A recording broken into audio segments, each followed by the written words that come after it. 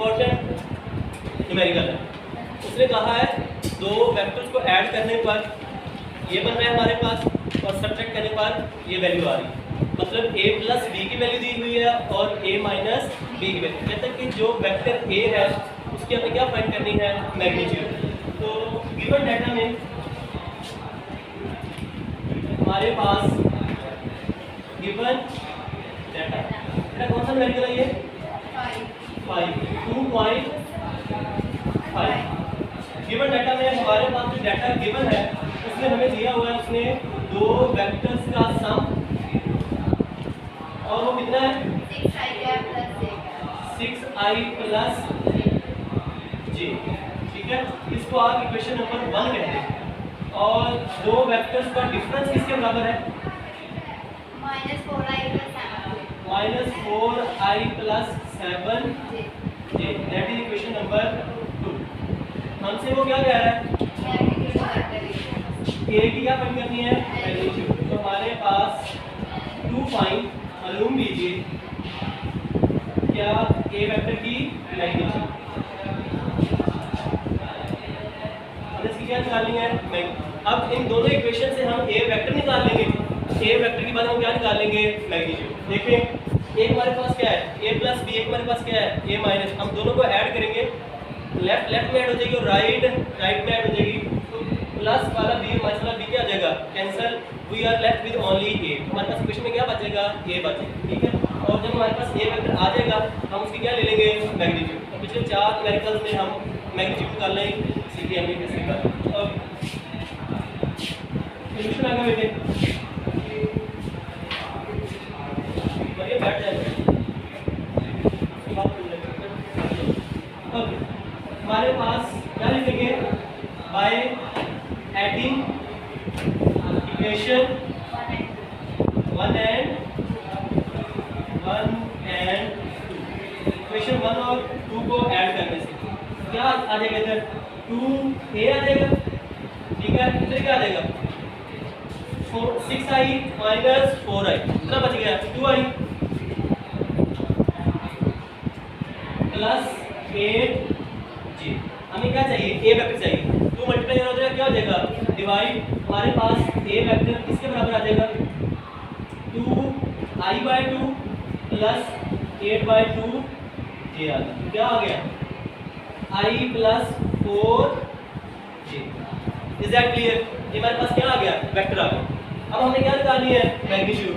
तो वेक्टर की मैग्नीट्यूड क्या आ जाएगी, 1 का स्क्वायर प्लस 4 का स्क्वायर होल का क्या आ जाएगा, स्क्वायर रूट आ जाएगा। ठीक है, in terms of rectangular components जब हम मैग्नीट्यूड निकालते हैं तो क्या होता है, x कंपोनेंट का स्क्वायर प्लस y कंपोनेंट का स्क्वायर होल का स्क्वायर। हमने पैथागोरस थ्योरम से ये चीज इवैल्यूएट की हुई। 1 का स्क्वायर क्या होता है, 1 प्लस 4 का स्क्वायर 16, ओवरऑल क्या हो गया 17। 17 का स्क्वायर रूट क्या आएगा, 4 पॉइंट समथिंग आएगा। कितना है,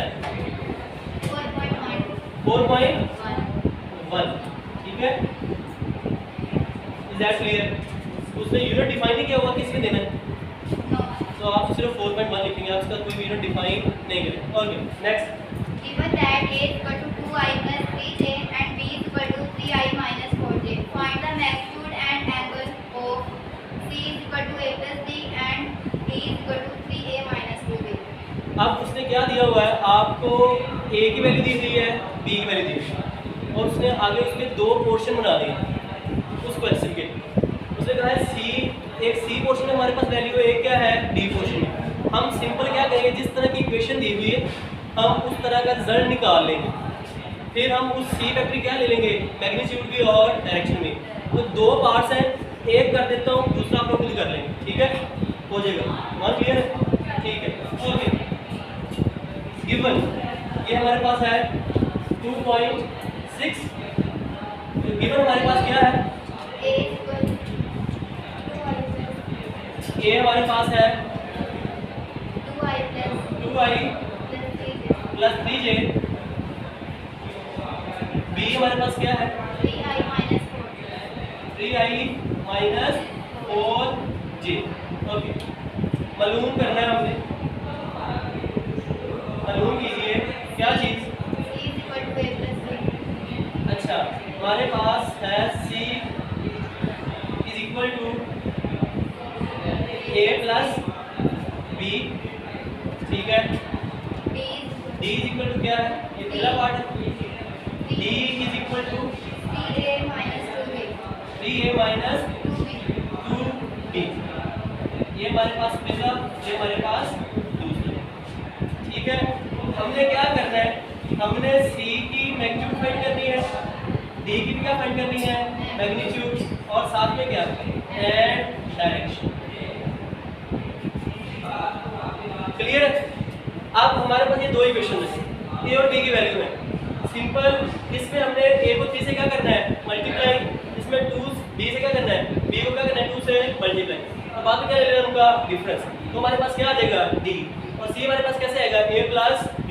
फिर हम इनकी क्या ले लेंगे, मैग्नीट्यूड, और क्या निकाल लेंगे, डायरेक्शन निकाल, ठीक है। अब बताएं कौन सा पार्ट करें, पहला करना है दूसरा करना है, दूसरा कर लें, ओके चलिए सेकंड कर लेते हैं।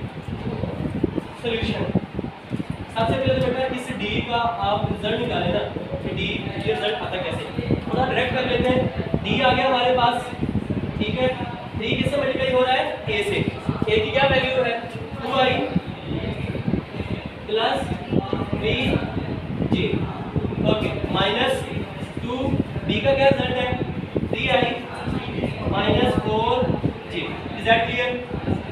अंदर मल्टीप्लाई करते हैं, 3 2 6i plus 3 3 9j minus 3 2 6i, और माइनस क्या हो गया plus 4 2 8j। Is that clear. 6i से क्या हो गया कैंसिल, हमारे पास D आ गया, हमारे पास क्या बच गया 9 और 8 कितना हो गया 17 0। Is that clear. ये हमारे पास क्या आ गया, वो वेक्टर जिसकी हमें क्या फाइंड करनी है, मैग्नीट्यूड और डायरेक्शन। मैग्नीट्यूड में हमारे पास क्या आना था, x का स्क्वायर प्लस, मतलब x कंपोनेंट स्क्वायर आना था, क्या आना था y कंपोनेंट स्क्वायर, लेकिन x कंपोनेंट क्या हो गया 0, इसलिए वो हमारे पास शॉर्ट क्वेश्चन था ना कि क्या कभी वेक्टर कंपोनेंट्स के बराबर हो सकता है, या कभी क्या वेक्टर कंपोनेंट से छोटा हो सकता है। तो ऐसा पॉसिबल नहीं होता, वेक्टर कंपोनेंट के बराबर हो सकता है, लेकिन वो कभी भी वेक्टर कंपोनेंट से छोटा नहीं होता। देखें, अब जो वेक्टर है वो अपने ही कंपोनेंट के क्या है बराबर, कौन सा dy के बराबर है, इसमें क्योंकि dx क्या हो गया है 0 हो गया। ओके चले, अब हम सिर्फ इसका स्क्वायर लेंगे और क्या कर लेंगे, इसका स्क्वायर रूट कर लेंगे। 17 का स्क्वायर रूट से क्या हो गया कैंसिल, तो हमारे पास क्या बच गया 17। Is that clear. तो हमारे पास क्या आ गई, वेक्टर की मैग्नीट्यूड क्या आ गई, सवाल बात समझ आ गई बेटा। हमारे पास क्या होता है जब हम इसकी मैग्नीट्यूड लेते हैं, dx का स्क्वायर प्लस dy का स्क्वायर। x कंपोनेंट क्या, जिनके साथ i होता है वो कौन सा कंपोनेंट होता है x, और जिसके साथ j होता है वो कौन सा होता है y। मैग्नीट्यूड फाइंड करनी थी, क्या होता है x कंपोनेंट का स्क्वायर प्लस y कंपोनेंट का स्क्वायर।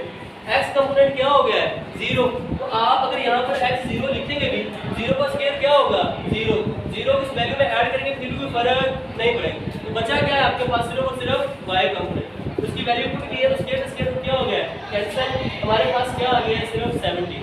ये हमारे पास क्या आ गया है मैग्नीट्यूड। डायरेक्शन के लिए क्या यूज करते हैं, theta is equal to tan inverse dy over d of x।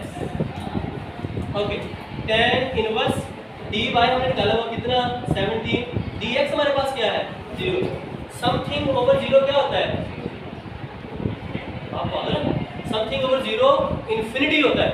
Something over 0 क्या होता है इंफिनिटी, और tan इनवर्स अगर आप लेंगे किसका इंफिनिटी का, तो क्या आता है रिजल्ट। तो हमारे पास tan इनवर्स इंफिनिटी किसके बराबर आएगा 90। नोट कर लिया, बोलो नोट हो गया। चलिए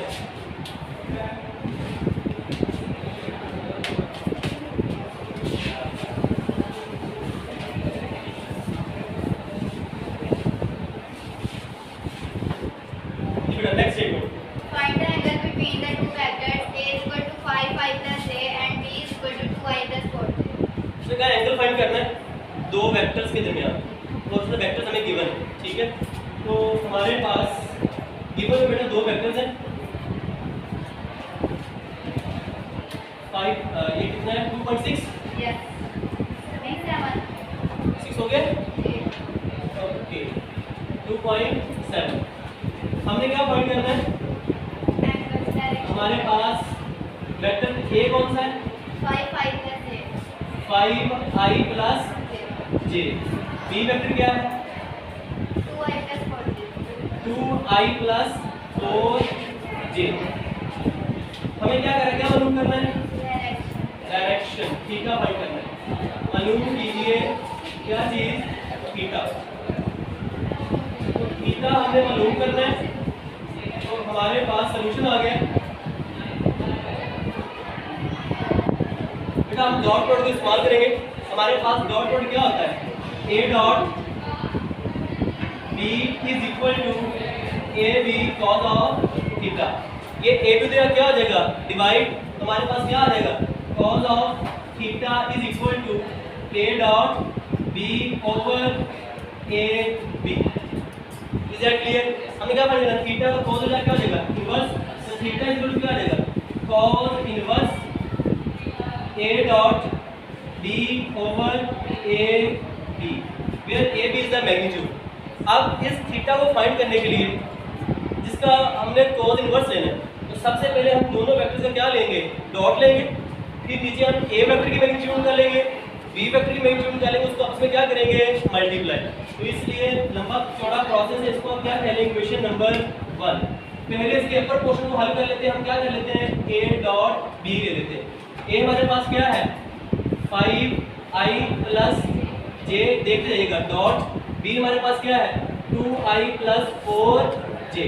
अब आपने पढ़ा हुआ है in terms of rectangular components i dot i 1 होता है और j डॉट j क्या होता है 1, रेस्ट ऑफ दीस क्या हो जाएंगे 0 हो जाएंगे।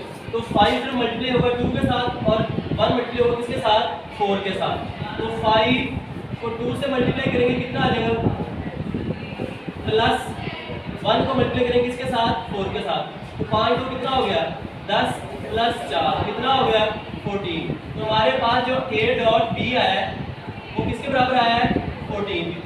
अब हम क्या करते हैं a की मैग्नीट्यूड ले लेते हैं और b की मैग्नीट्यूड ले लेते हैं। तो a की मैग्नीट्यूड हमारे पास क्या आ जाएगी बेटा, a हमारे पास क्या है x क्या है इसका 5 और y क्या है इसका 1, तो स्क्वायर रूट आएगा हमारे पास 5 का स्क्वायर प्लस 1 का स्क्वायर, 5 5 जा 25 प्लस 1 होल का क्या आ गया स्क्वायर रूट, कितना आ गया 26। 26 का स्क्वायर रूट कितना आता है 5.1 आ गया, 5.1 आ गया हमारे पास किसकी मैग्नीट्यूड a की। b की मैग्नीट्यूड निकालेंगे बिल्कुल इसी तरह से, b के हमारे पास मैग्नीट्यूड क्या आ जाएगी b is equal to, b का x कंपोनेंट क्या है 2, क्या आ जाएगा 2 का स्क्वायर प्लस 4 का स्क्वायर, 2 2 जा 4 प्लस 4 4 जा 16, कितना हो गया 20, 20 का स्क्वायर रूट कितना आया 4.5। b की मैग्नीट्यूड आ गई, a की मैग्नीट्यूड आ गई, a डॉट b भी आ गया। सारी वैल्यूज किसके पुट करते हैं इक्वेशन नंबर 1 पुट करने के बाद उसको आप क्या ले लें cos इनवर्स, तो आप क्या लिखेंगे by putting values in equation number 1, by putting values in equation 1। Equation 1 में वैल्यूज को पुट करने से हमारे पास थीटा आ जाएगा is equal to cos inverse, बेटा डॉट क्या आया था 14, a कितना आया हमारे पास 5.1 मल्टीप्लाई होगा किसके साथ 4.5 के साथ, 5.1 को 4.5 से मल्टीप्लाई करें कितना आया cos इनवर्स 14 ओवर 22.23 कर लें इसको, 14 को डिवाइड कर दें 23 पे 0.60 cos इनवर्स 0.60 cos इनवर्स ले लें 52.5, ओके ये हमारे पास क्या आ गया थीटा इतना ही है। चलो that's the answer, is that clear? कोई कंफ्यूजन बेटा? दो वेक्टर्स हैं, अब जरूरी नहीं है, अब याद रखिए मेरी बात कि डायरेक्शन के लिए हमेशा क्या यूज हो, tan इनवर्स। तो जब दो वेक्टर्स आ जाएंगे तब आप cos ऑफ थीटा जो हमारे पास डॉट प्रोडक्ट है उसको यूज करेंगे। साइन को इसलिए यूज नहीं किया जाता, उसमें डायरेक्शन इंक्लूड होती है। अब अगर हम उस फॉर्मूले को वैल्यू एड करते a क्रॉस b को वैसे कह रहा हूँ, ठीक है। थीटा का मतलब क्या है, हमारे पास डायरेक्शन है, वो हमारे पास तीन ट्रिग्नोमेट्रिक फंक्शन में आती है, साइन में, कॉस में और tan। सिंगल वेक्टर हो ना जिसका सिर्फ कौन सा कंपोनेंट हो, x कंपोनेंट और y का, तो हम उसमें क्या लगा सकते हैं, tan, ठीक है। अगर हमारे पास दो वेक्टर्स आ गए, मैंने कहा है कि इन दो वेक्टर्स के दरमियान जो एंगल है उसको फाइंड करना है, तो फिर हमारे पास या तो डॉट आएगा या क्या आएगा, क्रॉस। क्रॉस का यूज इसलिए किया जाता है, क्रॉस में इंक्लूड होती है डायरेक्शन जो हम एन कैप करते हैं, तो फिर उसका इशू आता है, उसको रिजॉल्व करना टफ हो जाता है, इसलिए फिर किसको यूज करते हैं, डॉट को यूज करते हैं, उसको भी हल करना क्या है, आसान है। और यहाँ तक कोई कंफ्यूजन किसी को? चलिए moving to next we have 2.8 जी बेटा 2.8 बोले। Find the work done when the point of application of the force 3I plus 2j moves in a straight line from the point 2 minus 1 to the point 6 4। अब point दिए हुए 2 minus 1 का मतलब पता क्या है, 2i माइनस j। अगला point कौन सा दिया हुआ है, 6 4। 6 4 का मतलब क्या है, अगर वेक्टर फॉर्म लिखें, ये पॉइंट्स दिए हुए हैं और अगर इसको वेक्टर फॉर्म लिखें क्या आएगा, 6i plus 4j। अब दो पॉइंट्स के दरमियान फोर्स लगी है कितनी, 3i plus 2j। कहते हैं इसका आपने क्या कैलकुलेट करना है, वर्क कैलकुलेट करना है। क्या कैलकुलेट करना है, वर्क। अब हमारे पास ये वर्क है, मैं आपको कहता हूँ इग्नोर द कोऑर्डिनेट सिस्टम, छोड़ दें उसको। ये आपके पास r1 है, ये कितना दिया हुआ है आपके पास, 2 minus 1 है। अगर इसको वेक्टर फॉर्म लिखें क्या आएगा, 2i minus j। और आपके पास ये क्या है, r2 है, ये कितना है, 6i plus 4j। कहता है यहाँ पर फोर्स लगी है कितनी, 3i plus 2j। और बॉडी ने यहाँ से यहाँ तक डिस्प्लेसमेंट कवर किए, तो हम डिस्प्लेसमेंट कैसे निकालते हैं, दोनों पॉइंट्स का डिफरेंस, दोनों पॉइंट्स का डिफरेंस। हम दोनों का डिफरेंस लेंगे, हमारे पास क्या आ जाएगा, डिस्प्लेसमेंट। डिस्प्लेसमेंट का फोर्स के साथ क्या ले लेंगे, डॉट। हमारे पास क्या आ जाएगा, work. Work is equal to f dot d, ठीक है। तो हमारे पास गिवन क्या है बेटे, गिवन आप लिख लें r1 is equal to 2i plus sorry minus j। r2 क्या है हमारे पास, 6i प्लस 4j। हमारे पास d क्या आ जाएगा, r2 माइनस r1 निकाल ले, 4i plus sorry 6i plus 4j minus 2i minus j, ठीक है। अब ये माइनस हो जाएगा, 6 में से 2 गए 4, क्या आ गया, 4i माइनस माइनस प्लस 4 और 1 5, क्या आ जाएगा, 5j। ये मेरे पास क्या आ गया, डिस्प्लेसमेंट इन दो पॉइंट्स के दरमियान। हमारे पास फोर्स का गिवन है, f इज इक्वल टू कितनी है, 3i प्लस 2j। हमसे वो क्या डिमांड कर रहा है, कहता है कि मालूम कीजिए फाइंड वर्क, वर्क निकालिए। ओके ये जी हमारे पास आ जाएगा सॉल्यूशन। सॉल्यूशन में हमारे पास क्या आ जाएगा, w is equal to f dot d। f कितना है, 3i प्लस 2j और डॉट हमारे पास d कितना है, 4i प्लस 5j। डॉट है x x दोनों आपको मल्टीप्लाई होंगे और y y डॉट इनका आएगा, क्योंकि i डॉट i क्या होता है 1 और j डॉट j क्या होता है 1।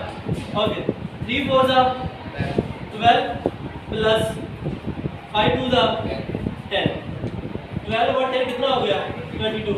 यूनिट क्या होता है, जाओगे तो हमारे पास कितना वर्क हुआ 22 जाओ।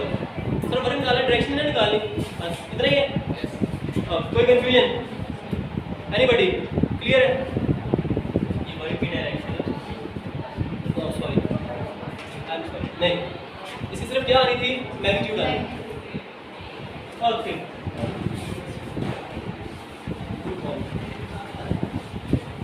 नेक्स्ट आता है स्केलिंग का नेक्स्ट आता है। ओके नेक्स्ट 2.9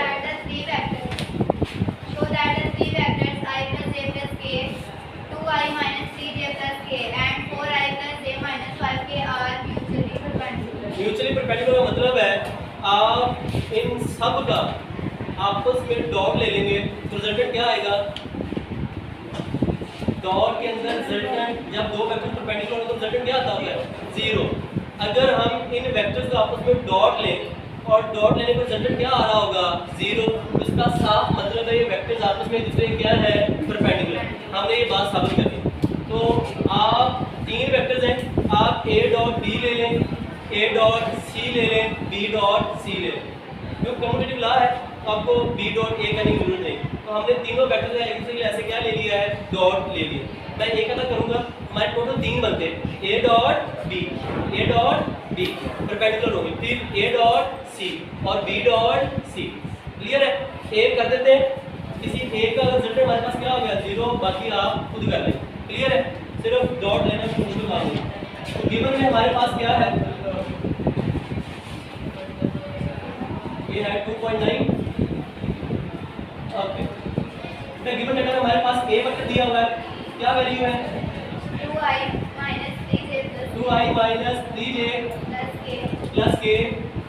d क्या है 4i plus j minus 5k 4i plus j plus j minus 5k minus 5k। c क्या है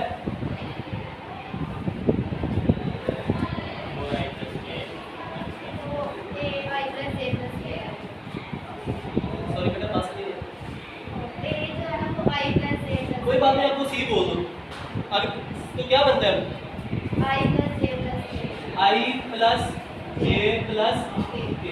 नाम ही देने ना, उन्होंने नाम मेंशन नहीं किए हुए, उन्होंने सिंपल वेक्टर ही कहा हुआ है ना, तो अपनी मर्जी जैसे मर्जी नाम दे दो, a b c कोई मसला नहीं। अच्छा अब ये तीन वेक्टर है हमारे पास, हमने शो क्या करना है फाइंड, हमने क्या करना है शो दैट फाइंड म्यूचुअली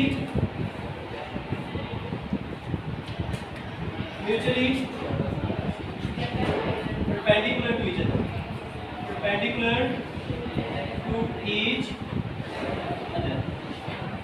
कौन सा पॉइंट मैं करूँ मुझे बता दें, बाकी आपसे बात करें। सॉल्यूशन